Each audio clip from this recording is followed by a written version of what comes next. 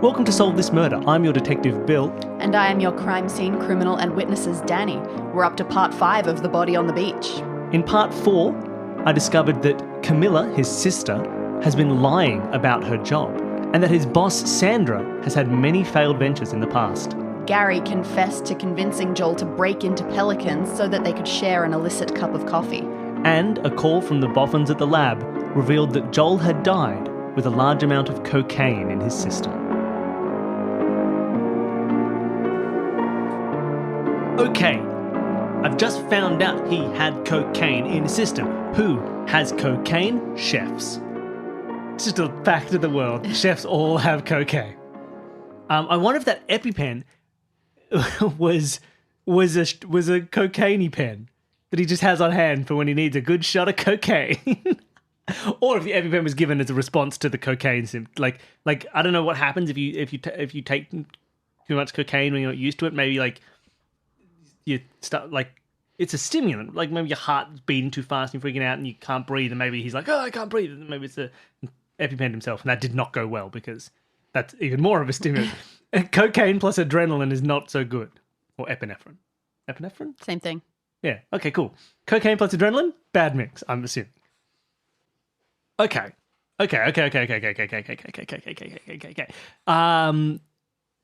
So what do I do about this? Okay, he's got cocaine in his system. And people say he didn't have like a drug thing. What? People were saying earlier like he wasn't like a druggy sort of guy. No. He was probably not even. Camilla was like, oh, I didn't even think he doesn't even taking out drinking was a bit too much or whatever. Okay. Gary might know. Hey, Gary. Yeah. I'm glad that I can just call these witnesses and they just appear. Mm. So Joel had a lot of cocaine in his system when he died. What? Yeah. What? That's absurd. Do you know anything about that, Gary? I know that it's ridiculous. There You know, must be something wrong about that. Okay. Like, there's no way that he was that sort of person. Okay. You don't think so? No, no question. So, well, maybe it was in the coffee that they drank. Made coffee and cocaine. How was your coffee last night? Yeah, totally normal. Kind of bland, but then I always have it bland. You don't always have it with cocaine in it? No. Just testing, just finding out. Okay, how do I track this down? I'm going to go to the restaurant. I think it's all happened at the restaurant. It all happened, or the cafe. I'm going to go to Tom first. Yes. Hey, Tom. You're calling me Tom now. Thank you. Mm-hmm. You're a Hollywood kind of guy. Oh, thank you. That's very nice of you to say. So where's your secret stash? I'm sorry. Where's your secret No, you've got the wrong idea. cocaine stash? I don't take drugs. Tom. I don't take You're drugs. a Hollywood kind of guy. I appreciate you saying that, but this is San Adrian, not Hollywood. And we're not that fancy here. I'm not that fancy here. Look, let's face it, I still work off a barista's wage. Okay. You think I can afford something like that? So where is the stash of drugs? If it's not yours. I don't know what you're talking about. Tom, be truthful with me here. I'm not going to arrest you for it. That sounds like a lie, but I have no idea. You're under arrest. No. Okay, well, I guess I'll talk to Zane. All right? Hey, Zane, Yes. you're a chef. Well done. I know you're a busy person. Very true. Has it bothered you that some of your cocaine is missing? I'm sorry. Your stash of cocaine? You think I take cocaine because I work hard? Yes. That's really offensive. But I think you take cocaine because of all the cocaine that you take. Because your secret EpiPen full of Man. cocaine. You can test my blood. Like, I know you've got mobile drug tests now. Do whatever you need. You won't find anything in me. Okay, well, what do you do when you're cleaning and you find Sandra's cocaine? This is ridiculous. I'm going to find this cocaine. How do you do investigations? Well, I mean... You just go up to people and ask them if they have cocaine. They have to tell you the truth. I'm an undercover cop, so you have to tell me. If I ask, you have to say. Right? Does that work? Something along those lines. Yeah. But there are some things that probably need to be deduced rather than outright said. Yeah. Yes, I think so. Okay, let's ignore everybody for a second. Mind Palace. All right. He had cocaine in his system. He probably didn't have it at the bar because I think other people would have noticed and talked. I think it would have come out earlier. Would you like to denouement this? This feels like it's going to be a very finalish speech. Okay. Do you think I'm there? Do you think I've got it worked out? I think that as you talk, you may get there. And I'm going to interject with questions. Okay. Because once we hit denouement, it is the finale and I want the answer to come out. So I will give hints that I wouldn't have otherwise given. Okay, let's do it. Is it a real denouement? Do I get everyone together and put them in a... Totally. Okay. Yeah, I've invited you all here today to solve a murder.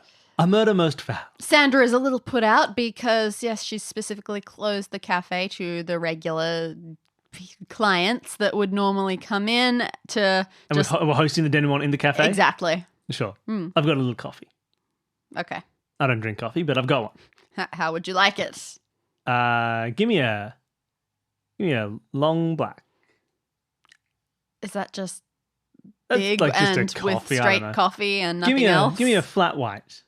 Okay, is that just a coffee and milk? Give me a cappuccino. Wait, tell me what is in this stuff. I'm not the barista. I'm talking to Tom. He's the barista. Oh, okay, sure. Give me a macchiato.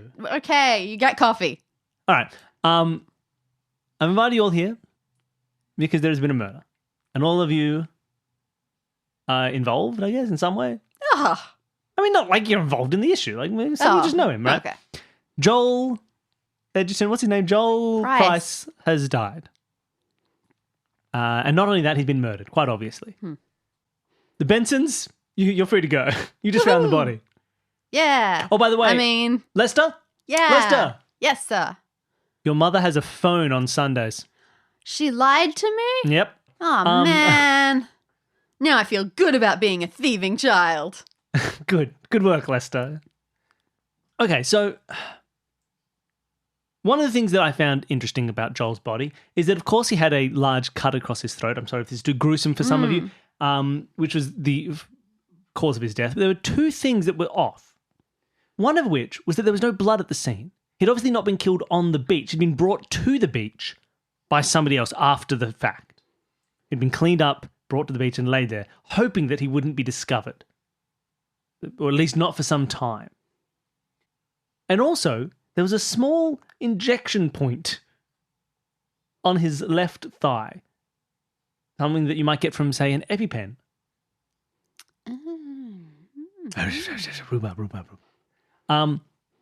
Now, these two things were interesting. So I followed up on them.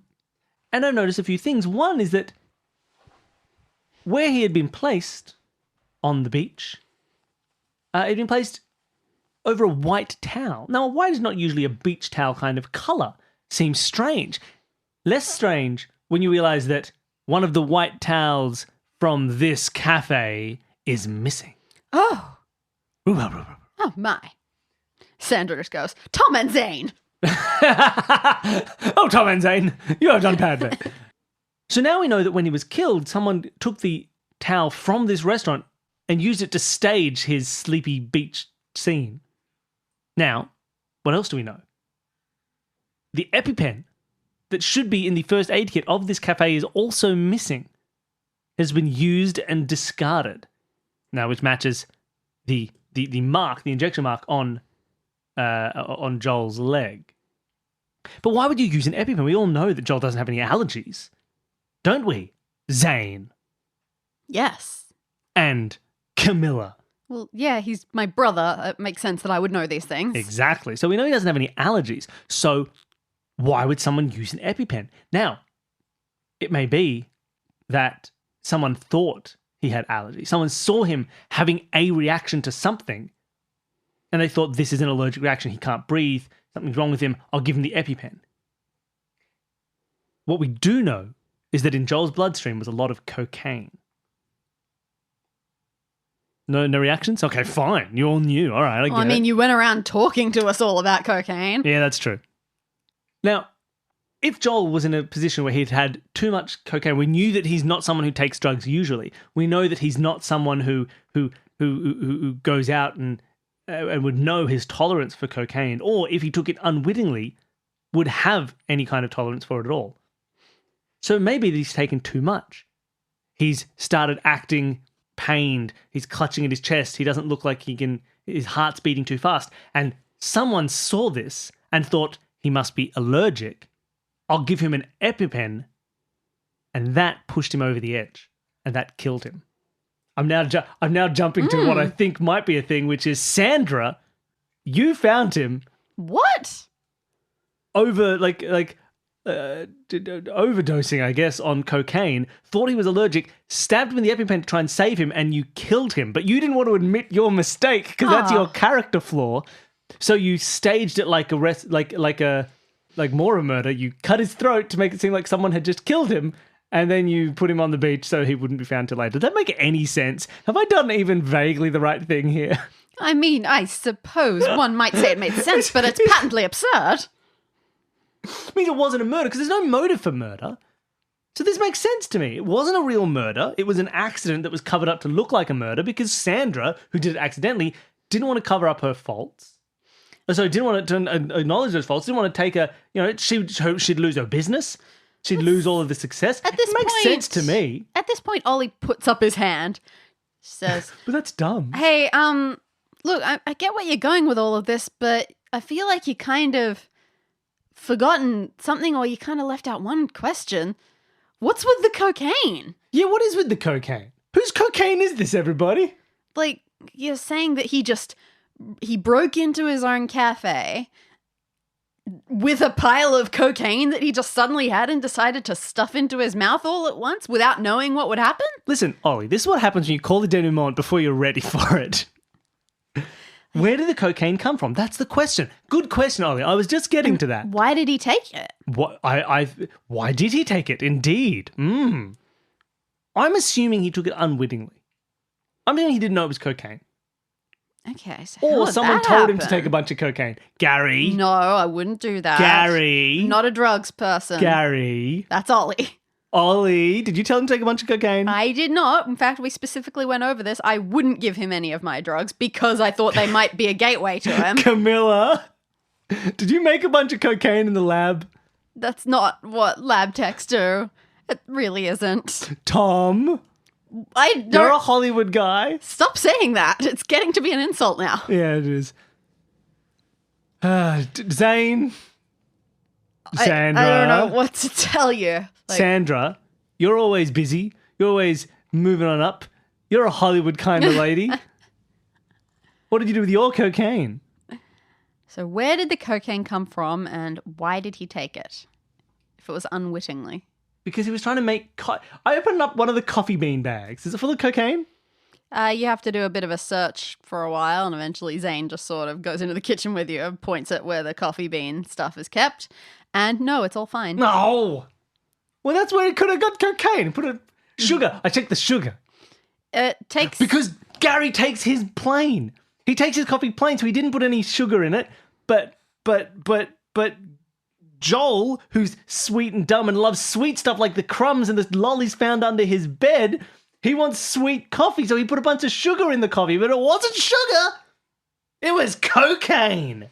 I put my pinky finger in the sugar and I rub it against my gums. I'm like, cocaine. So Zane actually, he gets you... Solved it. Zane actually goes to a very different part of the kitchen and finds a big container of sugar, and you do that, and it is sugar. No, it's not. I solved the mystery.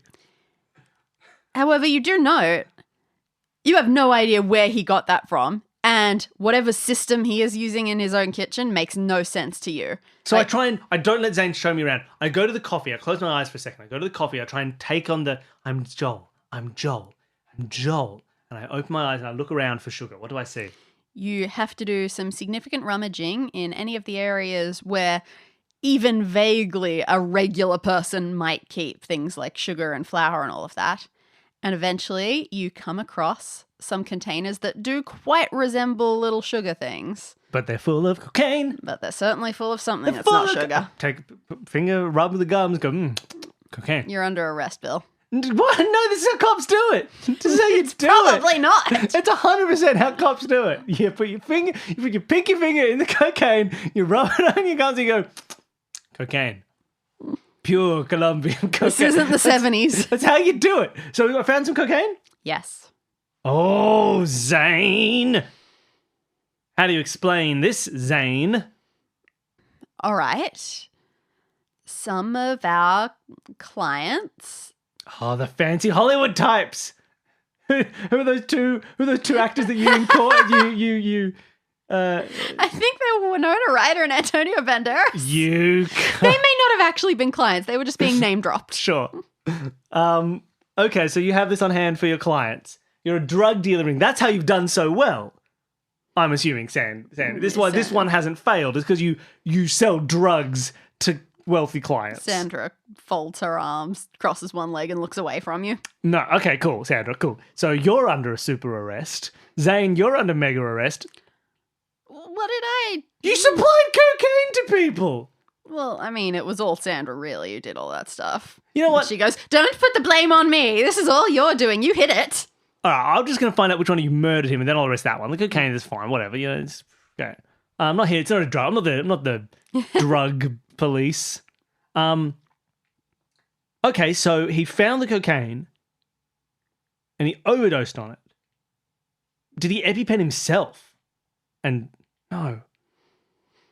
So that's why he took the cocaine. At this point, Mixed it into his coffee, took it, overdosed a bit. Gary looks at you sheepishly. Gary. I legitimately didn't know that he had no allergies. I thought it was an allergic reaction to something. Gary! So I gave him that. He seemed to get a little bit better for a second. So I knew that he'd told me that the chef comes in super early and it wouldn't be long. I figured Oh, yeah, because this is already like 4 a.m. they'd call an ambulance. So I ran. I didn't You want ran? to be associated with any of this. Gary! I thought everything would be fine. I told you I thought he'd be in hospital. Well, he's not, Gary. And I don't know who would do that. I don't know why that would happen. Ugh. Gary. Okay. So Gary gave him the EpiPen. He collapsed because that's way too much. So who cut his throat? Zane? What happened when you arrived? I came in and I saw that there were signs of a break-in. Yep, around sort of near the coffee machine. Joel was lying on the floor. And you knew he'd taken the cocaine. You thought he'd overdosed on just the cocaine. Yes. And so you killed him to cover it up. No. Well, he was already dead. Look, he wasn't dead. But Sandy? You Sandra. think that I would tell Sandra about this? She found out and she had you kill him to cover it up. You think that I would let Sandra get anywhere near this, Miss Blame Queen? She wasn't gonna know about this for a second. So you tried to hide the body? He goes quiet at this point. You're You're going to need to figure out the rest for yourself. Well, I've solved 0% of this case and I don't want to start now. Okay, so Zane finds Joel on the floor. He knows he's taking the cocaine. He knows he's found out about it. Joel's been EpiPen. He's out of it completely. He's like dying. It's 4:30 in the morning. It's 5 in the morning. You want to get rid of the body before Sandra turns up. You want to hide this. So what do you do with the body? He's not dead. Okay, he's still alive. So why does he die? What did Zane do that morning? Called about the door. He what? He told Sandra about the door, the broken door. Once he was in, he opened up. What else did he do? Yeah. What else did he do? I don't know.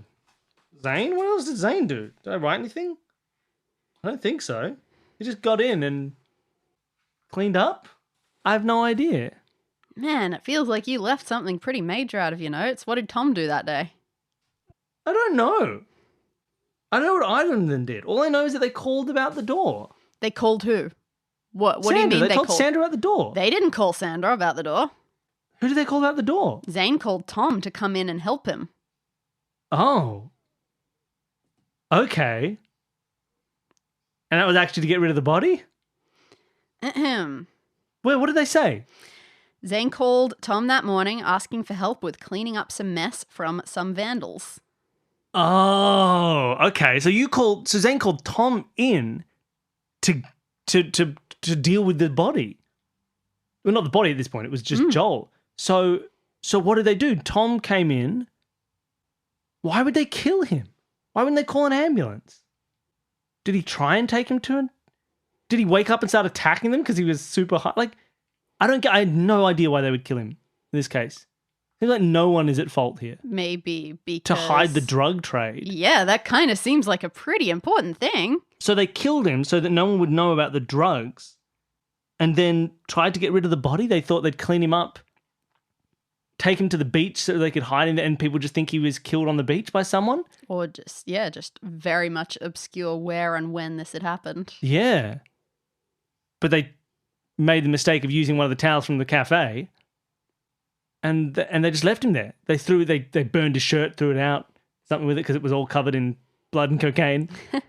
What the police will do to inform you after this is that with a more thorough investigation, buried in the sand at the beach. Oh, is his shirt? They find a shirt and an EpiPen. Oh, okay. Well, if I dug those out, it wouldn't have really helped. Okay. So they killed him to hide this problem. One other thing to note is they killed him. Sandra didn't. Sandra didn't. Neither did Gary. Who's they? Which one of them killed him? Do I know? There's something that we can talk about post-ep that you never questioned. I'm so bad at this. Why am I doing this? You'll get there. Okay, so we've basically solved it. They killed him together to get rid of the body, to cover up the drug trade that they were doing out of this restaurant and to not get blamed by Sandra. They took him down to the beach to disguise, to make the crime hard to solve. Well, Tom did. Tom did. Zane stayed back to clean. Yeah, true. Because he had to clean up all the blood and everything because he keeps everything super clean. And the only thing that they weren't able to clean up immediately was the broken door. Yeah.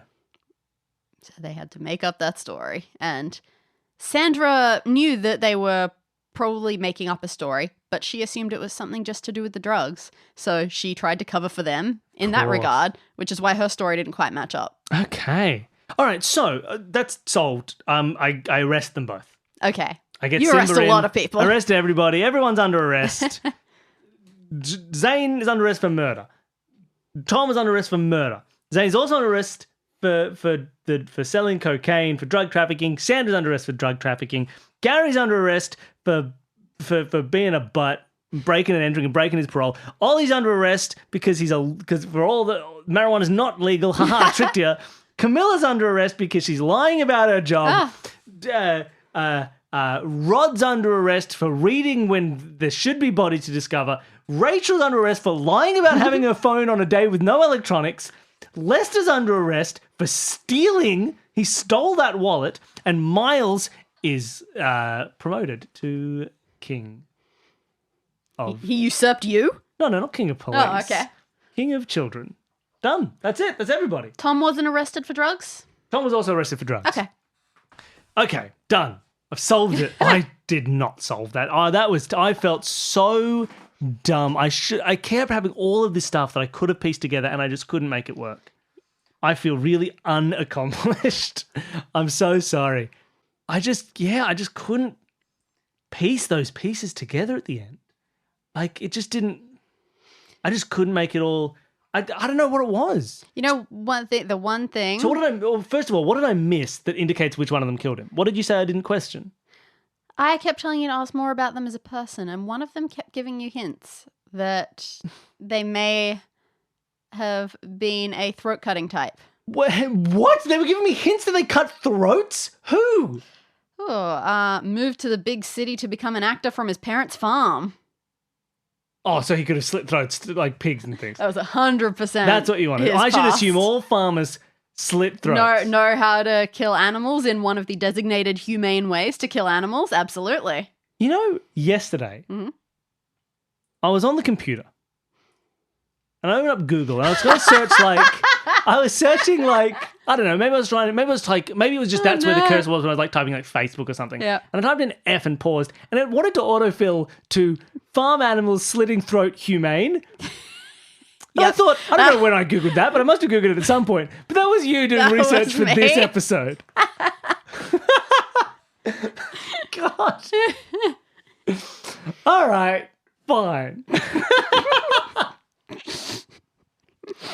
You had all the hints in I had front of all you the information. even before the episode began.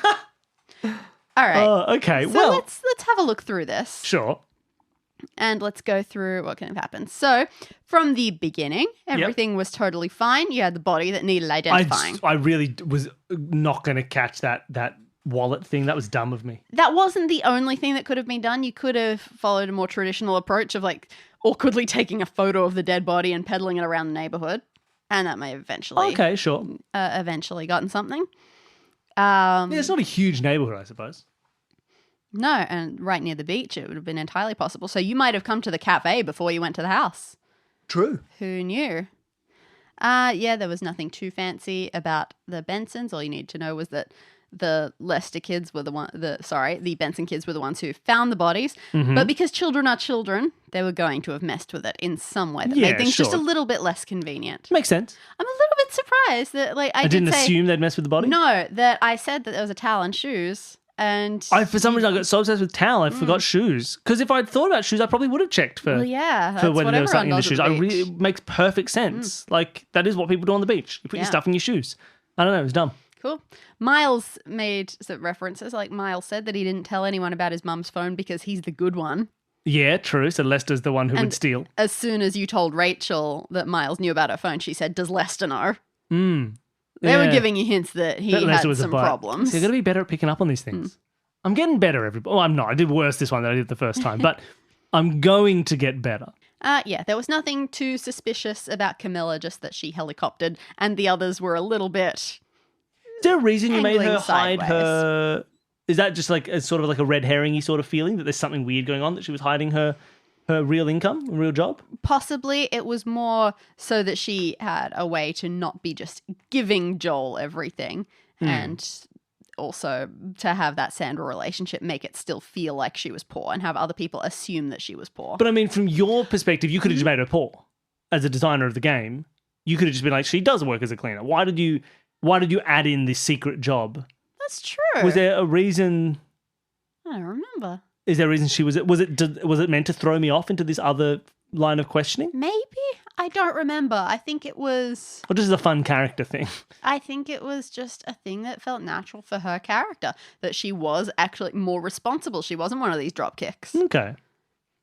So I think it was more meant to be a positive thing on her character in some way, somehow. Fair.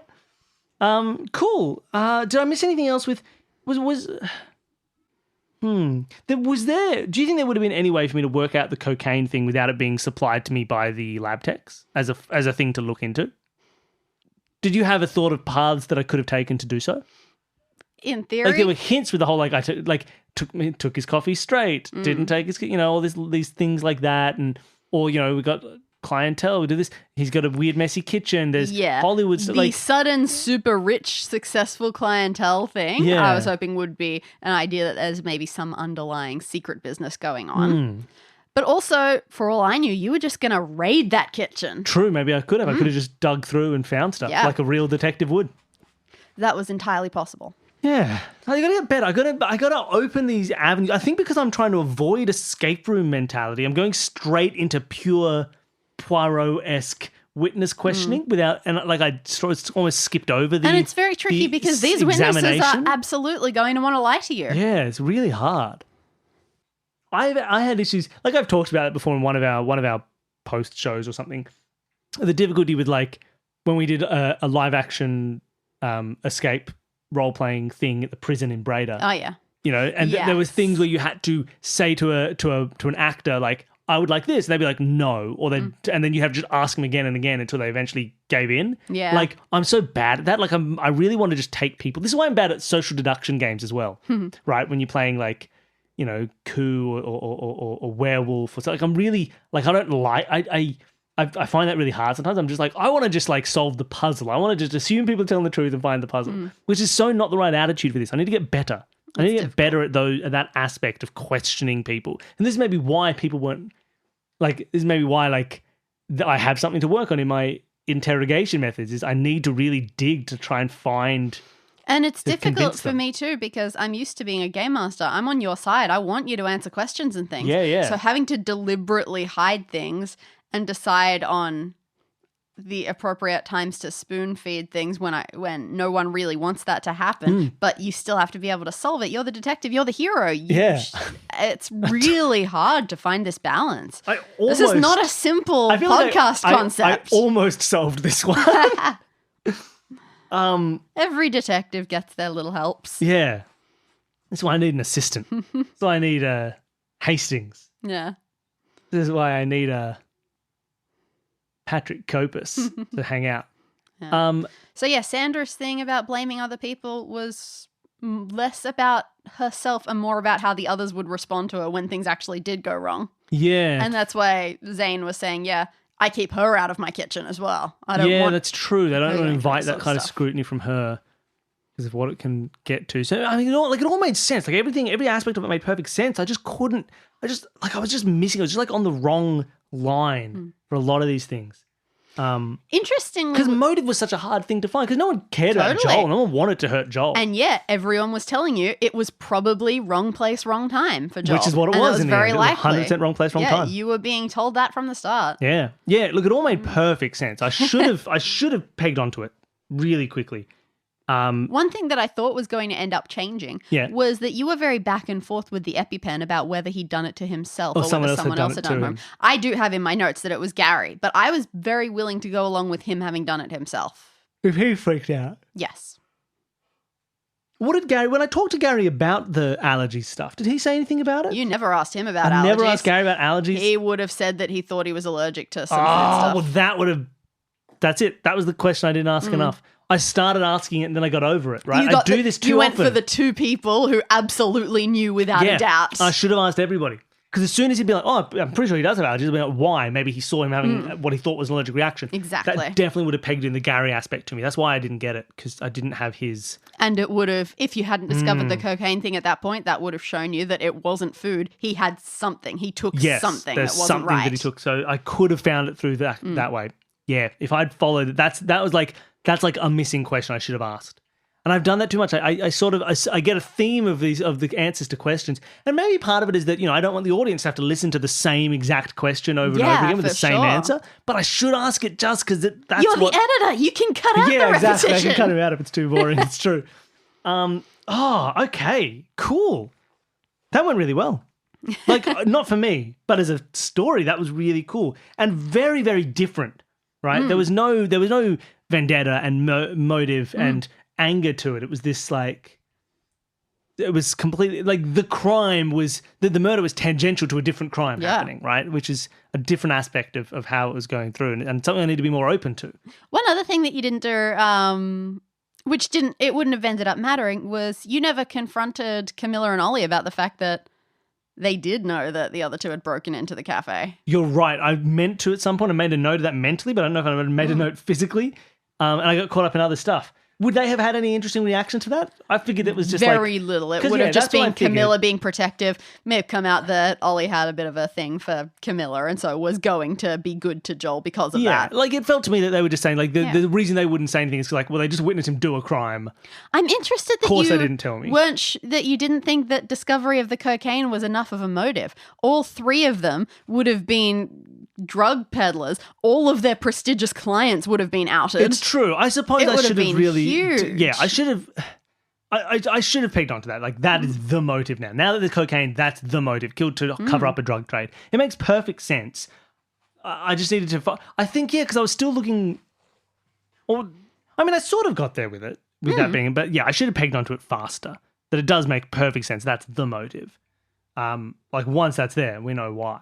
Because there's no other personal motive for killing Joel. I should have pegged onto that faster.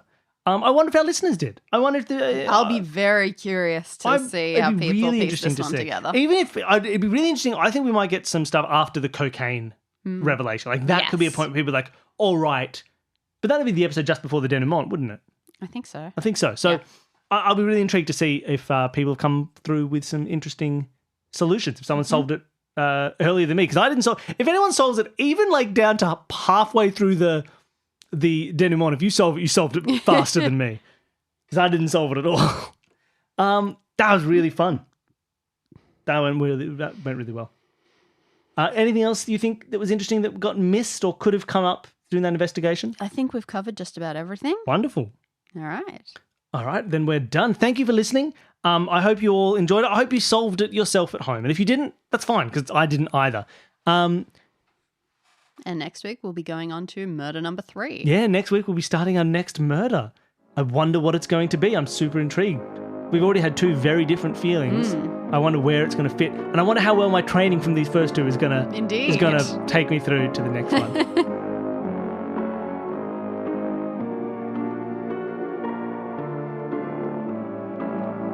Solve This Murder is created by Bill Sunderland and Dani Siller. You can follow us on Twitter, Instagram and Facebook at Solve This Murder. For questions, queries and theories, send an email to solvethismurderpod@gmail.com. Thank you to Jared, Devon and Whit of Advanced Sagebrush and Shootouts for creating our theme music. And thanks to all of you for listening.